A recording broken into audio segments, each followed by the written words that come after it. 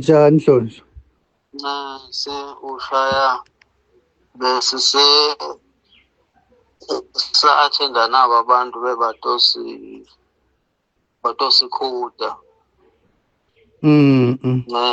Ngiyabona ukuthi ushayile Nkosi. Bengithi nje ngidawucela sente nje an official record ngoba lengaba brief ukuthi esiveni nje uconfirm lokuthi vele sakhile Oros Msibi so sishile njengababa wakhe ngoba besisolo seliphephanisa basimele kona ukuthi kumbe ifamily itasiniketa umbiko longemaciniso.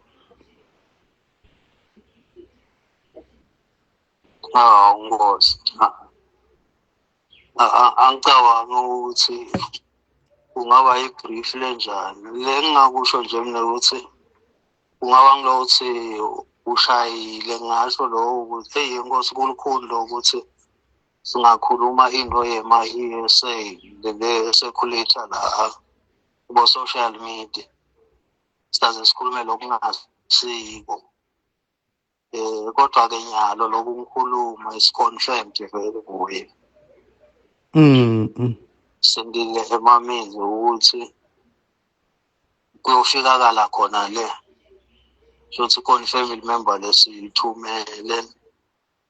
Sitoba nalesiqiniseko lesiyiso cha.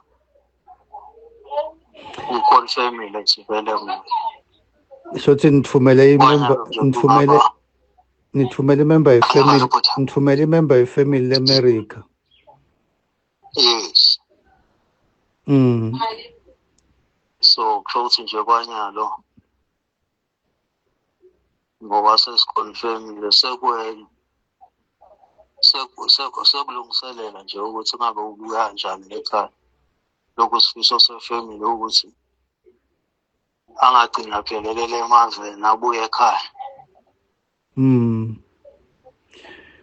Siyabonga Ndlondlo noma nje kubuhlungu sibonga nje sinigcine nitholile lokuthi nguye kungagcini kuthi inkulumo tasemoyeni nathi sinincestele la kaSwaziland News ngale sehlakalo. Siyabonga Nkosi.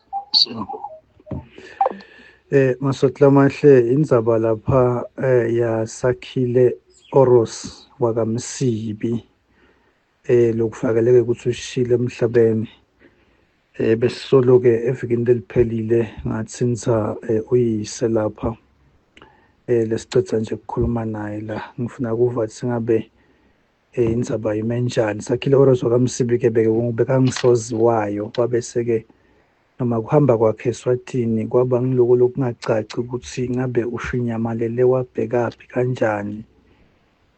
Sawukhumbula nje indzaba yakhe besiyibhala kakhulu laphayana siyiSwaziland News laphana kubo 2018 bese kutholakala ukuthi ke sawusishile emhlabeni. Nami ngitsite ke Masotla mahle ntivele nguyise lona lomtalako lengicetha ukukhuluma naye. Mina ke ngumhleli la kaSwaziland News ngingizwele Martin Dlamini.